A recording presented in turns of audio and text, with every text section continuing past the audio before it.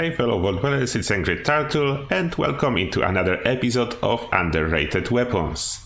You probably already read the title, and you are thinking, Turtle, how's that possible that bloodied weapon is on your list of underrated weapons? And there are two reasons for that. Mainly, my definition of underrated weapons are the weapons that are very rarely used, and honestly, I cannot tell that I see many weapons running around with Gauss rifles at all, if not counting Oxhorn. Therefore, it's underrated weapon in this regard. But second, I'm not on rifleman build. It's definitely underrated weapon for everyone who's not a rifleman. I will just quickly show you my current build. That's my main. Some things change. As you can see, I'm running 15 intelligence now because experience is so important and double experience weekend is coming. I decided to go all in.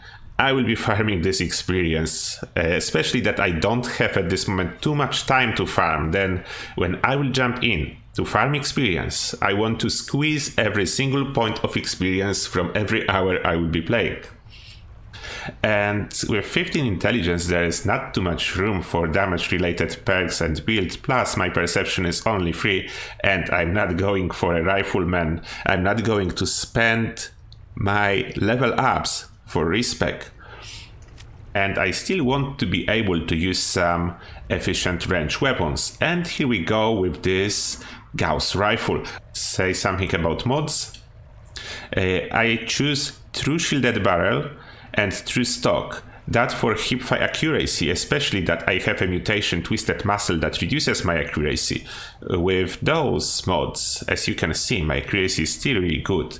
Perforating capacitors for more damage, and short scope because that's the best scope for me. Personally, I like this scope the most. You can actually use whatever sight is good for you, but I like short scope the best, and suppressor to be able to sneak.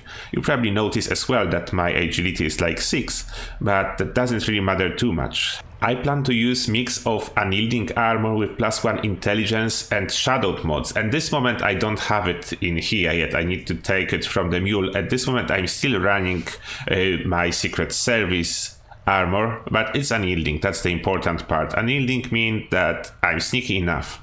And now let's put this weapon into some practice testing, and let me tell you why is it so good. As you can see, the hipfire accuracy is great, taking into consideration I do have twisted muscles, and with scope I can aim perfectly fine. And even if you don't like to snipe, because on consoles I know it's harder, but it's still satisfying I think to snipe, you can use VATS. VATS is back, that's one of other reasons this weapon is underrated, but you can get around this bug. Like I charge, I tap VATS 3 times, and as you can see, I'm hitting this Scorch Beast. Not always, but that's a different bug as well. Sometimes you hit and you're not doing any damage, but that's a different bug. There is a couple bugs related to those weapons, but I almost killed this Scorch Beast, if not the fact that she fly away. Another good thing about this Gauss weapon is the range. You can really hit a target that's flying far away.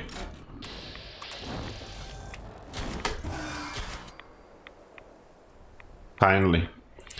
It usually takes less time than that.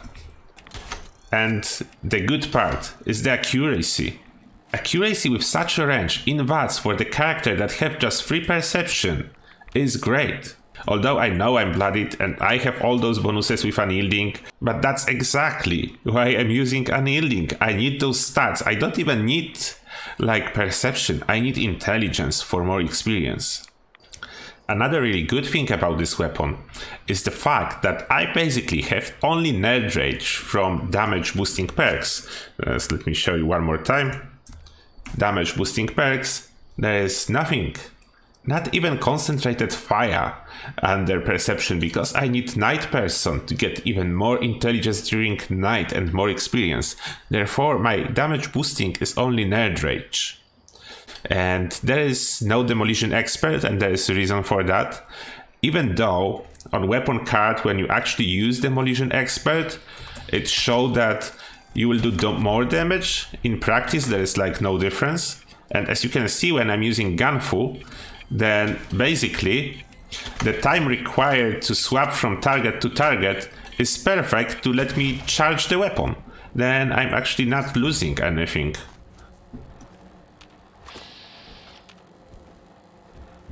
The problem is you need to press VATS 3 times, but after you get used to that, and then every target that swap with a Gunfu, it's working perfectly fine. See, it's working. That's the workaround. And it's quite sneaky. I have really bad armor for sneaking. I mean, not totally bad, because it's unyielding that gives intelligence, but Shadowed is not available, what make it worse than most of other armor pieces. Oh, and someone activated Encrypted, then we'll be doing Encrypted event. And one other good thing, because it's actually the explosive effect is not working, I can shoot it at my legs and nothing is happening, because explosive effect is not present. And someone was saying that you can actually hit invisible imposter to tag him. I tested it once, it's not true. I didn't get any loot. Unless it worked for some people and not always, but yeah, don't count on that. Try to hit imposter when he's actually visible. And why I want a weapon rather than just use melee all the time or heavy guns. This helps me a lot to grab experience. Like event like that, this weapon is super fast, like projectiles are super fast. Then if I only remember to keep it charged, I have a good chance to get solid experience, and range is very helpful. Look at that, there is a Gatsy, and I almost killed him from such far away. He was way outside of my range, and no perks. This guy is down. And VATS accuracy is very helpful in situation like that. When there's a lot of mobs, I just need to remember to press 3 times, then Gunfu is swapping targets and I'm charging straight after I release a trigger, then before Gunfu will swap to the next target, it's already charged. Then it's not a bad weapon at all. Okay, someone grabbed the pylons. Where is he? There she is. Oh, that was too fast.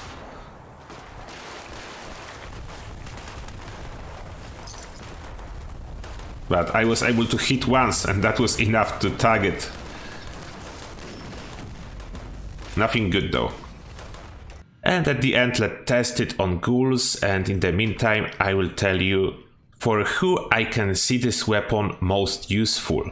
Like, I see it most useful for every build that normally do not run bloodied, like to run full health, or for every build that normally is running like power armor and do not have gear or perks to run low health.